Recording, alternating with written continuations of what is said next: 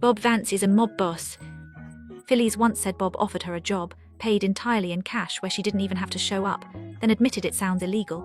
During a charity auction, he dropped $1,000 just for a hug. In a deleted scene, Phyllis said Bob had been accused of money laundering multiple times because the FBI was jealous of his success. A grand jury once indicted him, but no witnesses showed and he was cleared.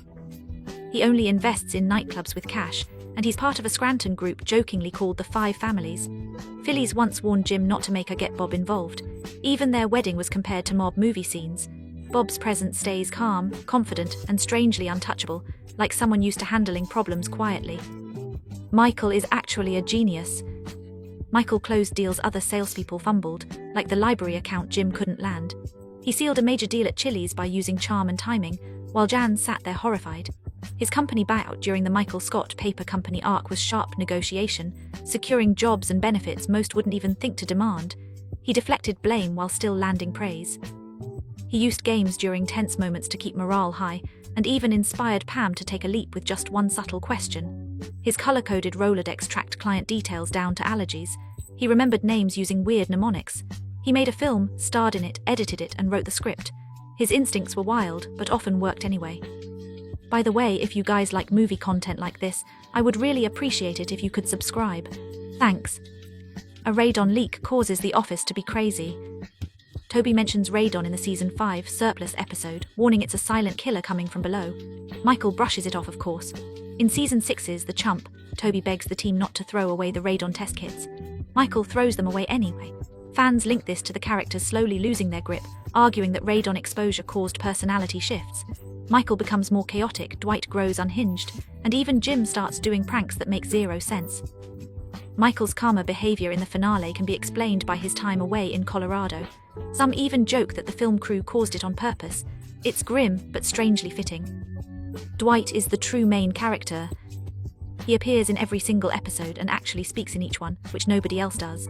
His story moves from quirky side character to regional manager, with a full journey that spans promotions, business ownership, and a detailed home life that most characters never get. His beat farm, romantic drama, eventual marriage, and family history are all central to later episodes. He even buys the business park, putting him in control of the very space the show revolves around. While Michael's chaos often steals focus, Dwight's growth forms a stable narrative thread. Fans point out how his role evolves from rival to leader, enemy to husband, follower to boss. The showrunners even debated making him manager permanently because of how unpredictable he could be in power. Dwight's transformation is steady, full of setbacks and strange victories, but it's the most complete in the entire series. Jim is the writer. The entire series is shot in a mockumentary format, and nobody uses that camera more deliberately than Jim. His constant glances, smirks, and wordless reactions feel like he's cueing the audience into his version of events. He's positioned as the everyman, always grounded while others slowly spiral into cartoonish versions of themselves. His pranks, even the petty ones, rarely face consequences. That lens keeps him heroic, clever, and relatable. Some fans point out how Dwight becomes more exaggerated, Michael more absurd, and yet Jim stays oddly stable through it all. Some claim the whole thing was pennied by Jim, and looking back it tracks. He even works in marketing and media later, so it wouldn't be far-fetched. Kevin and Bezos' money. Fans point to his gambling debts and strange financial leap from accountant to bar owner.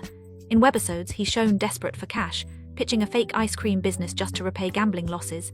In Garage Sale, he casually steals money during a board game while smiling. He often plays dumb, but rarely faces consequences for mistakes. Multiple sources include this theory and breakdowns of the show's most convincing twist, especially since Toby never seems to notice missing money. Actor Brian Baumgartner later said Kevin got the bar by building up drink credit, but that storyline never aired. His repeated incompetence with finances, shady behavior, and zero accountability all seem pretty convenient for someone hiding something. Jim had an affair in Season 8's After Hours. Kathy makes a blatant move. She shows up in Jim's hotel room wearing pajamas and keeps inventing excuses to stay. Jim calls Dwight claiming there are bed bugs, which fans argue was a cover to get Kathy out without looking guilty. A deleted scene even shows Kathy answering Jim's phone when Pam calls, which doesn't help his case. Fans point out how calm Jim is while explaining it, as if he's rehearsed. Looper and Ranker both mentioned how ambiguous the whole scene feels. But behind the scenes, John Krasinski actually refused to film any affair plotlines, and writer Jennifer Fisher said the writers agreed to keep Jim loyal, even a kiss was cut. Still, the theory sticks because of how vague and uncomfortable the hotel scenes are. Creed was in the Manson family. In lecture circuit, he casually says, "That's how I got Squeaky from," while giving Andy dating advice. Squeaky from was a real-life member of the Manson family cult. It's said like a joke, but fans caught it immediately. In Fun Run, Creed also says he's been in several cults, both as a follower and a leader. That line alone launched entire Reddit threads with theories that his past is way darker than the show lets on.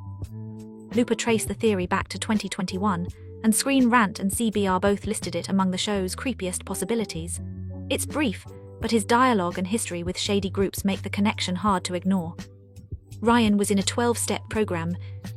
In Season 5, after being arrested for fraud and sentenced to community service, Ryan comes back acting strangely apologetic, especially toward Jim. He flat out says he's sorry for how he treated him the year before, a moment fans believe reflects Step 9 of recovery, making amends. They suggest this isn't just remorse, it's structured rehab behavior. His tone is flat, his timing odd, and it feels less like closure and more like a requirement. Dunderpedia confirms his community service and fall from corporate, which sets the stage. Ranker includes this theory among compelling fan reads on minor character arcs. Though the show never confirms it, his clean-cut return muted energy. And awkward apologies all line up with someone trying to restart under specific, prescribed rules. Jim is a sociopath. Fans argue his charm hides something darker, and several media outlets have backed the theory. Looper points out how often Jim shows no remorse for his pranks, even when they cause harm or humiliation. Floor 8 describes him as a stone-cold sociopath who uses likability to manipulate everyone around him. He gaslights Dwight for years and gets praised for it, while also making decisions that serve only his own interests.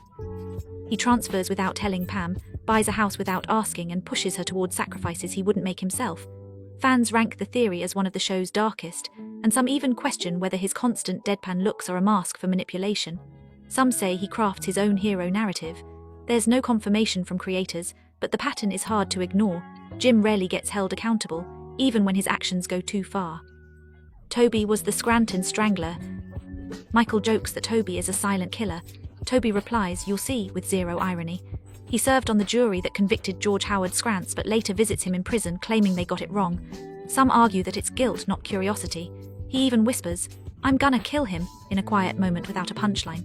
The Office Ladies podcast debated the theory, with Paul Lieberstein himself joining in. Screen Rant and Dunderpedia have both catalogued every eerie hint, and the official YouTube channel even spoofed it like a true crime doc. It's all canon.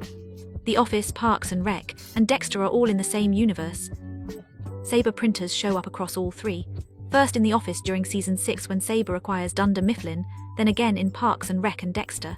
Sabre is a shared brand placed in 3 unrelated storylines. And it's not just props. Collider confirmed Parks and Rec was originally planned as a spin-off of The Office, meaning they almost shared characters and continuity. Though that plan changed, the creative DNA stayed. Some even noted the printer's appearance in Dexter's 6th season, a much darker show, but still mysteriously connected through set design. It's subtle, but it's there. Phillies and Stanley had an affair.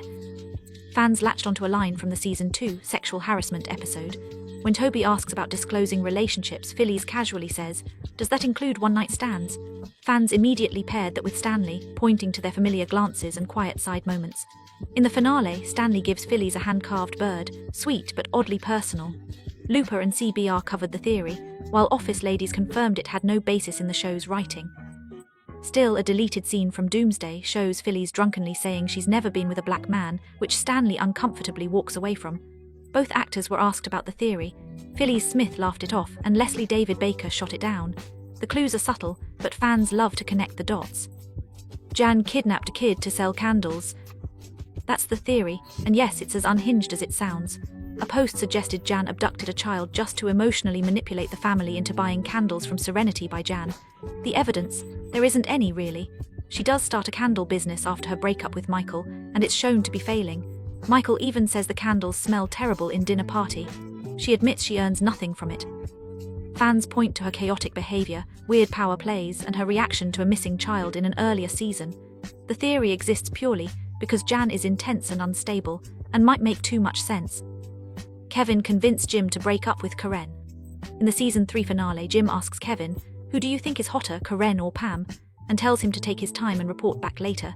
That same day, Jim ends things with Karen and drives back to Scranton to ask Pam out. Fans argue Kevin's answer, never shown, tipped the scales. Fans point to the timing as suspiciously perfect. It's a minor exchange, but it sticks. Kevin's usually played for laughs, but in this moment he's the only person Jim talks to about the choice. While Dunderpedia attributes the breakup to a note Pam left in Jim's briefcase, the Kevin theory adds a hidden layer. Did Jim really need Kevin's vote? Probably not. But did he wait for it anyway? Seems like he did. Meredith is a future version of Pam. Fans laid it out. Pam settles, stays with Roy, and over time loses her spark. The theory says that path leads her to become Meredith, burned out, sarcastic, and constantly drinking. In Take Your Daughter to Work Day, Roy is playing with Meredith's son, and the kid has the same dead-end vibe as Roy. Years later in Season 9, a character mistakes Meredith for Jim's wife Pam, which fans say is the show nodding at the theory. Fans highlighted the theory as one of the wildest, yet oddly emotional.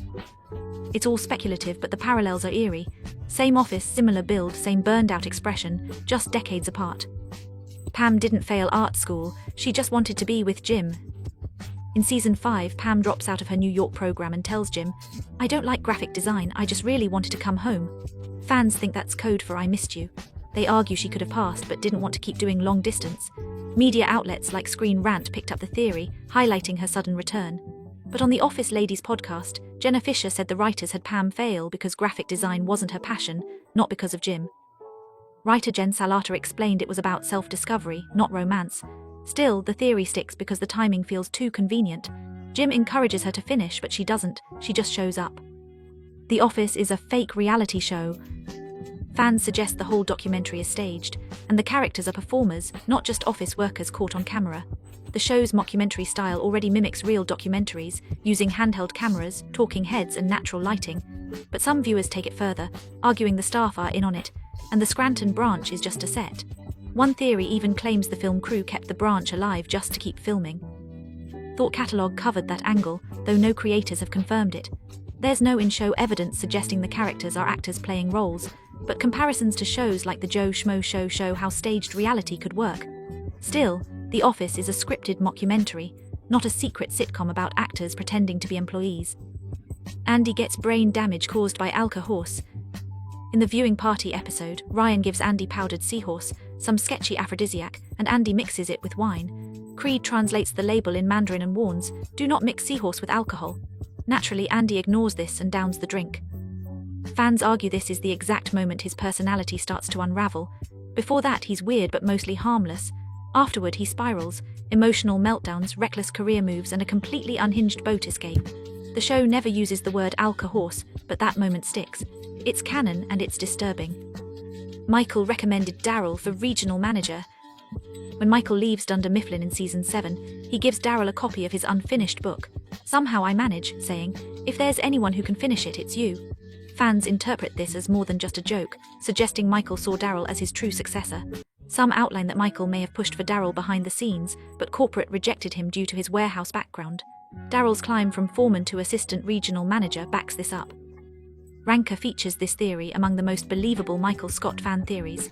While the show never confirms a formal recommendation, Michael's gift and respect for Daryl offer compelling, canon-based support.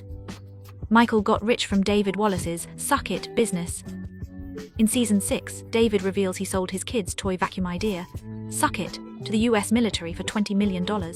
Fans speculate Michael secretly invested early or received a cut, explaining his sudden wealth in later seasons, like affording a diamond ring for Holly or throwing lavish parties.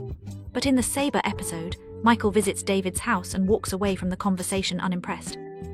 He never agrees to partner, so canonically there's no mention of any financial benefit to Michael, even if the timing fits. Michael is David Wallace's fall guy. Across multiple episodes, David positions Michael as the bearer of difficult announcements, effectively shielding himself in the job. David breaks the news of Jan's firing to Michael, then lets him handle the aftermath. He tells Michael in confidence about the Buffalo branch closing, knowing full well Michael won't keep a secret. At the shareholders' meeting, David casually says bankrupt near a hot mic. Michael scrambles to fix it. During the Sabre printer fire crisis, it's Michael who faces the music. A fan theory lays it all out. David deliberately offloads corporate messes onto Michael, using him as a friendly face to soften the blow. The show never confirms it, but the pattern speaks for itself. Kevin Malone pretends to be dumb for screen time.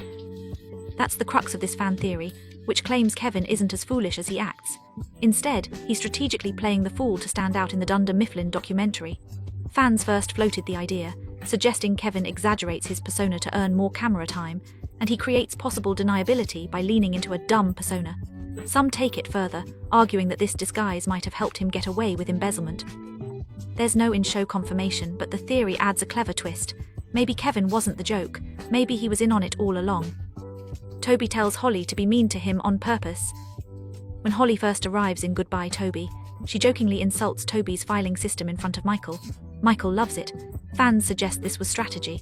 The theory claims Toby, knowing Michael's deep hatred for him and for HR, coached Holly to make a light dig at his expense.